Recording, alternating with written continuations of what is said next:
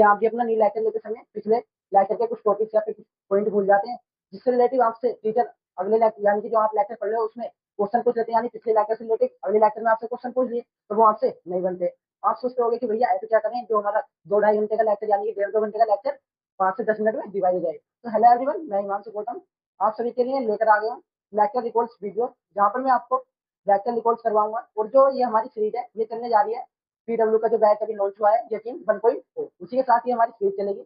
जैसे उसमें टीचर आपको पढ़ा रहे हैं, जैसे आज बायोलॉजी में आपको इसके बारे में पढ़ाया, जंतु ऊतक के बारे में और ऊतक के बारे में पढ़ाया, तो मैं एक लेक्चर में आपको ये 2-2.5 घंटे में ये टॉपिक आपको अच्छे से समझाया होगा। तो बस यही टॉपिक मैं आपको 5 से 10 मिनट में रिवाइज करा दूंगा। तो आज हम शुरू करने जा रहे हैं जूलॉजी, और इसमें भी हमारा पहला चैप्टर है प्राणियों में संरचनात्मक संगठन चैप्टर।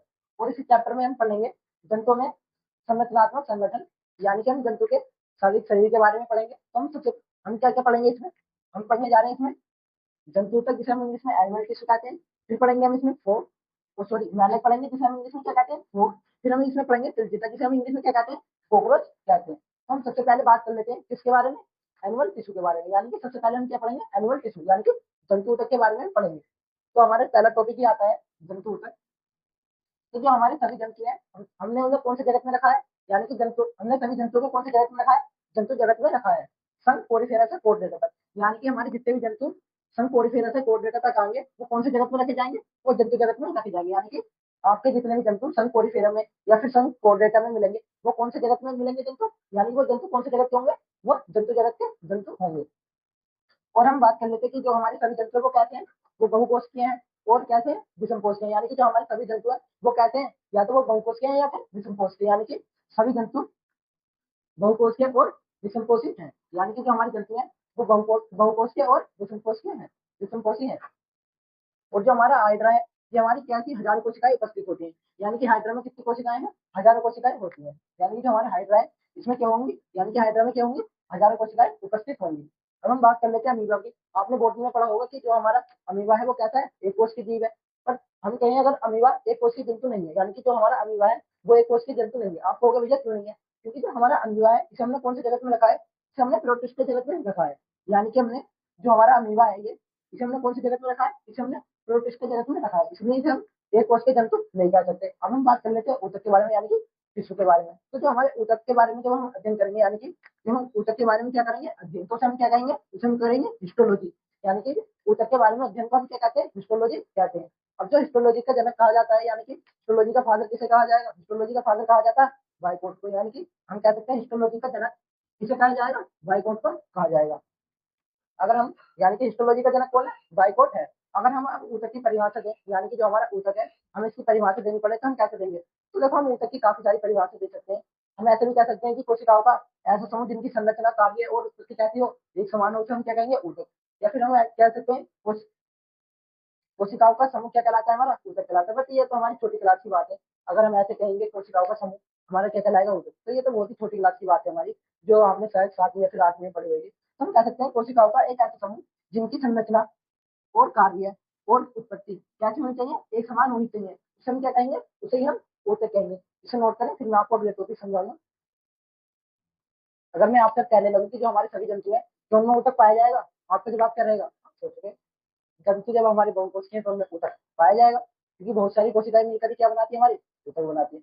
बट जो हमारे सभी जंतु होते हैं उनमें ऊतक नहीं पाया जाता, यानी कि हम कह सकते हैं कि इनमें ऊतक नहीं होगा, यानी कि सभी जंतुओं में ऊतक नहीं पाया जाता। देखो जो हमारे संघ कोरिफेरा जगत है इसमें जंतुओं में ऊतक नहीं पाया जाता, यानी कि संघ कोरिफेरा जगत में हमारे क्या नहीं पाया जाएगा, उसमें ऊतक अनुपस्थित होता है। यानी कि जो हमारे संघ कोरिफेरा जगत में जो जंतु रखे गए हैं उन जंतुओं में क्या होगा, उनमें ऊतक अनुपस्थित होगा, यानी कि उनमें ऊतक उपस्थित नहीं होगा, उनमें ऊतक क्या होगा, अनुपस्थित होगा। अगर हम बात करें अब देखो, अब आप कहोगे संघ कोरिफेरा के जंतु तो कहते हैं बहुकोष के हैं,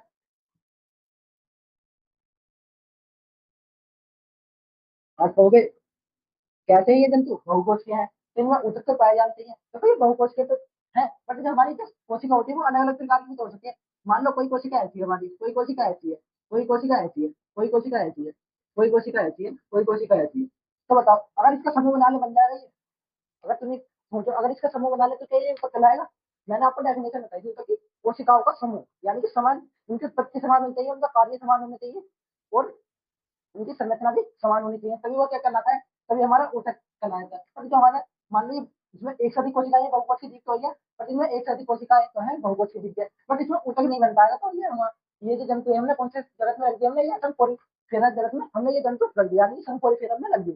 ये बहुकोशीय तो होते हैं, बट इनमें क्या नहीं होता, ऊतक अनुपस्थित होता है। अब बात कर ले हम जंतु ऊतक की शुरुआत, यानी कि जो हमारे जंतु जगत की जो शुरुआत हुई थी वो कहाँ से हुई थी, वो संघ सिलिकेट्रा से हुई थी। यानी कि जो हमारे जंतु जगत है इसकी शुरुआत किससे हुई, संघ सिलिकेट्रा से हुई।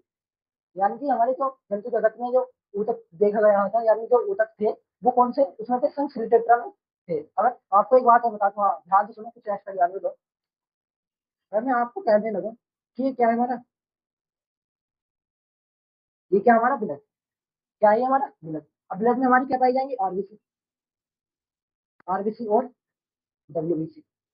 और क्या पाई जाएंगी हमारी, प्लेट, प्लेटलेट, प्लेटलेट्स। और क्या पाई जाएंगे, हमारी प्लेटलेट्स पाई जाएंगी। तो देखो जो हमारी आरबीसी की है उनकी क्या होगी, संरचना अलग होगी।